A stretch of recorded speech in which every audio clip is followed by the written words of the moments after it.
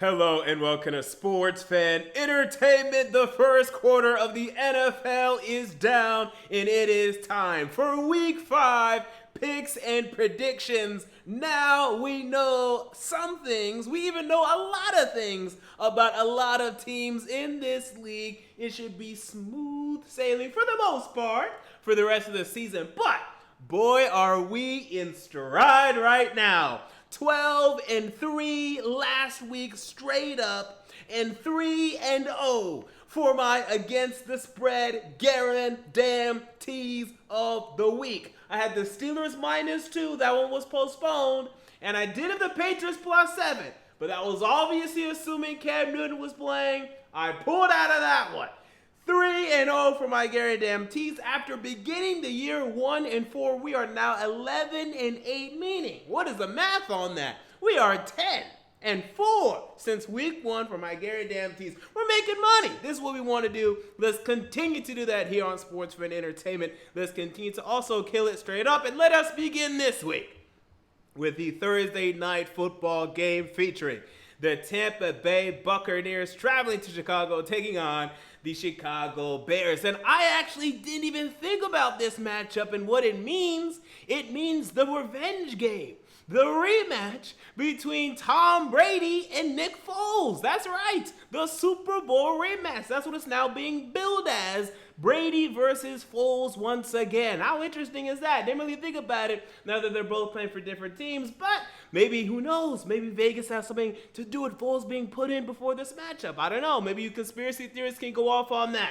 The Buccaneers looked very impressive last week in their comeback against the LA Chargers. They looked to be dead in the water, but Brady did what Brady does and brought them back. The Buccaneers are now 3-1, having won 3 straight games, whereas the Chicago Bears, they faced a very impressive Colts defense last week, but they showed you why, to me, they're kind of fraudulent. Their offense stinks in Chicago. I'm not buying into it. I don't like it. The defense isn't as good as it's been in years past. Give me the Buccaneers to continue their momentum here and get it done in Chicago on Thursday Night Football. 4-1, 4 straight wins for the Buccaneers. Here comes Tom Brady once again and his team. We have the next game, we had the Arizona Cardinals at the New York Jets, and the Cardinals fell flat last week against the Carolina Panthers. That was my fear. I didn't pick it, but that was my fear. But now they travel to New York, where everyone wins. Okay, everyone wins in East Rutherford, New Jersey, whether you're playing the Jets, whether you're playing the Giants, everyone wins. So we have to continue that trend. We got to pick the Cardinals to win this game in New York. No Sam Darnold for this matchup, too. Joe Flacco will be in the lineup for the New York Jets. Next game, we have the Las Vegas Raiders at the Kansas City Chiefs. A little bit of AFC West action. The Raiders are now losers of 2 straight games after a semi-impressive 2-0 start, including 1 win over the New Orleans Saints. I think the Raiders are going to show up in this game and give the Chiefs problems, maybe even give them the most competitive matchup that they've had through 4th quarters this year, because the Ravens were competitive with them through 4th quarters.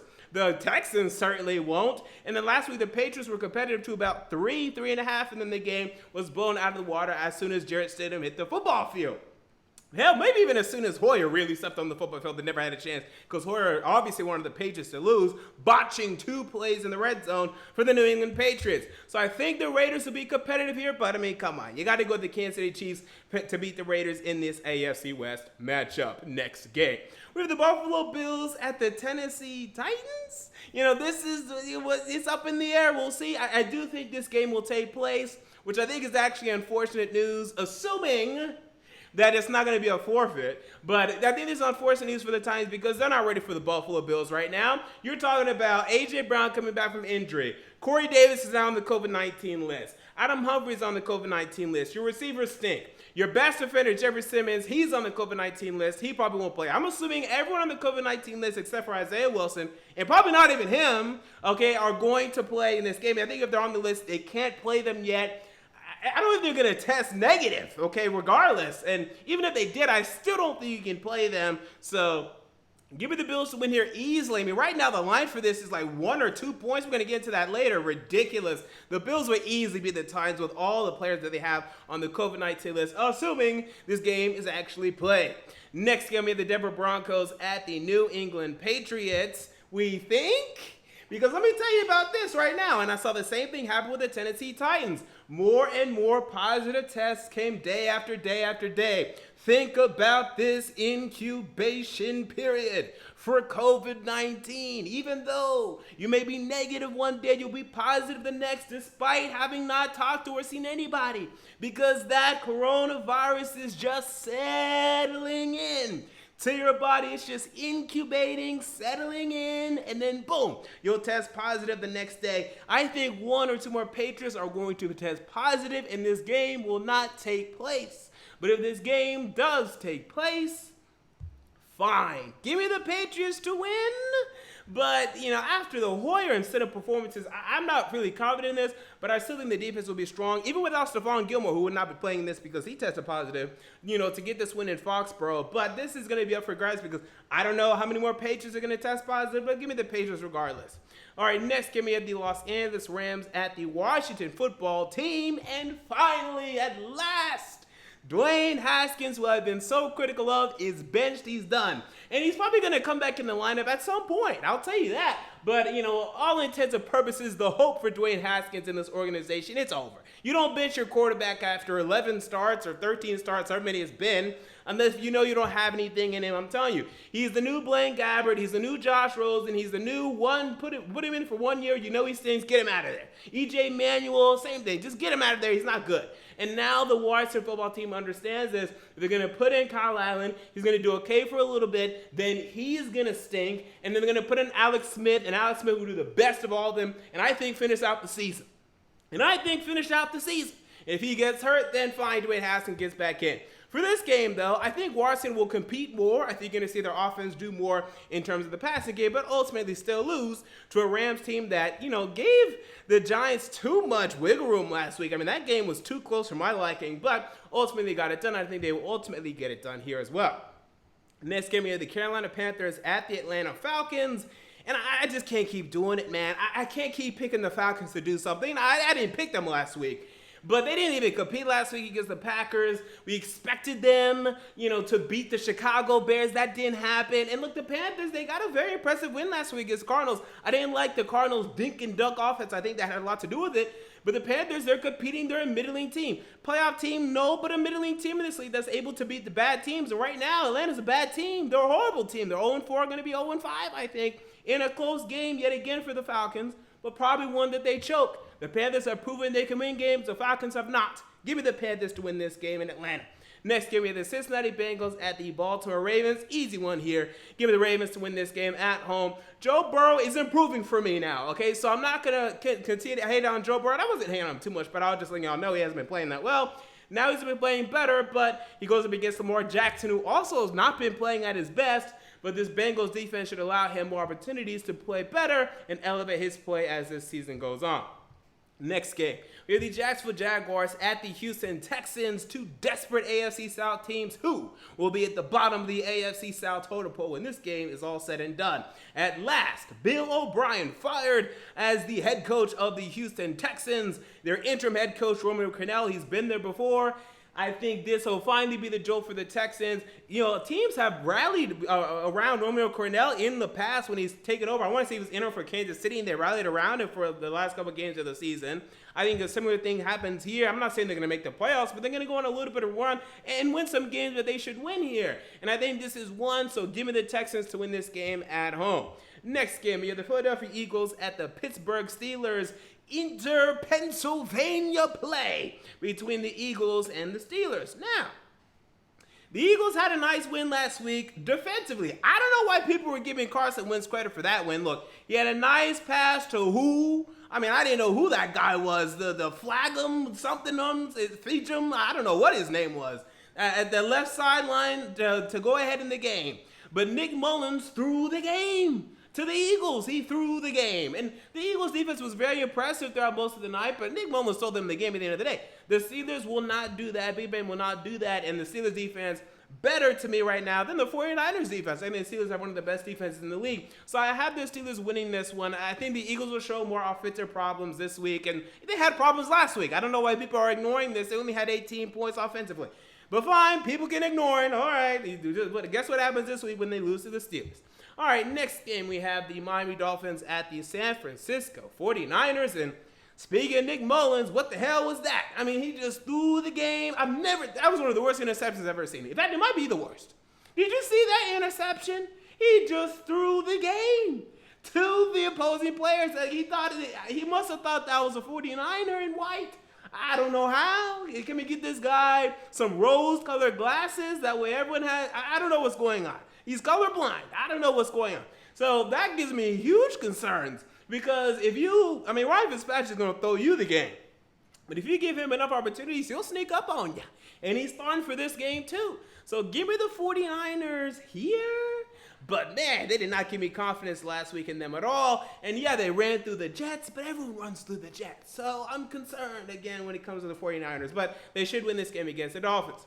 All right, next game we have the New York Giants at the Dallas Cowboys. And whew. Okay, so the Giants stink. But at least they competed last week against the LA Rams, a better team than the Dallas Cowboys. And both of these teams proved this season. So I think the Giants are going to compete here. But, this is a game the Cowboys should win. I mean, come on. I mean, hell, last week was a game they should have won against Cleveland. But at least that's competitive. Cleveland's 3-1. I think they might be 4-1, spoiler alert, and after this week. And, that's more acceptable.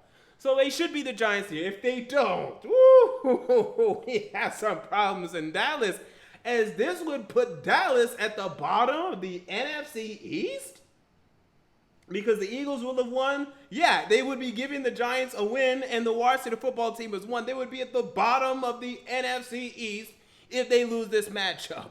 Wow. So they cannot afford. They can. They'll still be able to win this division at 6-10. But, let's not go there. Let's win this game and go our usual 8-8 in the Big D. All right, next game. We have the Indianapolis Colts at the Cleveland Browns. And I kind of spoiled it before, but you know what? I'm rolling with Cleveland. They look damn impressive offensively last week. Now, Baker still missed some throws, but he has some hopes. And he is going to show up in this game for Cleveland. And Indianapolis, great defense. I'm in love with their defense. They're headed to the playoffs and me, still competing for the AFC South as well. But, they've won 3 straight. I think it's time for them to be taken down a peg. I think both these teams have won 3 straight. So that's not a great excuse, but that's my excuse. Give me the Browns to win this game. All right, next game we have the Minnesota Vikings at the Seattle Seahawks. Vikings got it done for me last week. One of my upset picks of the week. I had the Vikings going to Houston and beating the Houston Texans. This is why you come to my channel, because this is what I provide. Not going to do the same thing here, right? The Seahawks are playing great, and I told you they were going to let the Dolphins hang around last week, but they were going to pull away late. That's exactly what happened, and I think something similar will happen here. Vikings competing a little bit, but Seahawks pull away at the end of the game. Give me the Seahawks in Seattle. Next game, and last game, the Monday Night Football game, where we have an upset alert. With the LA Chargers traveling to New Orleans, taking on the New Orleans Saints. The Saints have had their fair share of struggles. Now, they were able to come back last week after an early deficit, so it wasn't like a huge comeback. But, they were able to come back last week and look pretty impressive against the Lions. Those are the Detroit Lions. The Chargers allowed the Bucs to come back on them last week. And Justin Herbert's been looking pretty good. I've been liking what Justin Herbert's been doing. I have my eyes on this matchup. Now, I'm not going to go there. I don't like the fact that Austin Eckler is out and Joshua Kelly. Oh, what was that fumble last week from Joshua Kelly? I'm not a Joshua Kelly fan anymore. Forget about that. So I think it's just too much for the Chargers to actually get the win here. But I have my eyebrow raised. All right, next we have our guarantees of the week. These are my betting picks of the week. And we're going to begin in Kansas City, where the Raiders are 13-point underdogs and the over-under is 56.5. Now, these numbers don't align for me, because here's the deal. If you're telling me that the Chiefs are going to win by 2 or more touchdowns, that tells me they won, let's say, 35-21. That's 56. I'll take that. But I think what's more likely is that the Chiefs win 31-21. And then we win both. I just think this is an expected value bet. that I don't see the Raiders both beating the over. Like, they'd have to score 40, I think, to beat the over, because I don't think the Raiders are going to put up 28-30 on them. I don't think so. I don't see them both, and even if they did, if the Raiders did, then they're going to cover. So I just think this is a great expected value, but at the very least, it's going to split. I really doubt the scenario of the scenario or the probability of possibility of you losing on both of these is smaller than the probability of you getting both of these. And then the expected value in the middle is, the most likely option. But I'll take that every day of the week, okay? Because you do that enough, you'll make money. That's what we do. We make money. So that's what we're going to do this week and take that. Okay, then we have the Bills -1 if the game's played. We'll see if the game's played. I don't care if it's Bills -1, 2, 3, 4, 5, 6, 7. I'm taking the Bills because I don't have any faith in the Titans with all those players on the COVID-19 list. Give me the Eagles +7. Even though I had the Steelers winning that game, I think it's going to be a defensive battle. I think it'll be close, and I think the Eagles will compete. And then finally, give me the Chargers +7.5. I like this one easily. I think they easily finish within 3-4. At the very least, a backdoor cover 7. So I think there's easy money there. So with that said, that's going to do it for my NFL Week 5 picks and predictions. What are your picks and predictions? Comment down below. I want to know. If you enjoyed the video, make sure to like, comment, and most importantly, to subscribe. And until next time, this has been MJ of Sports Fan Entertainment. I'm out. See you all later.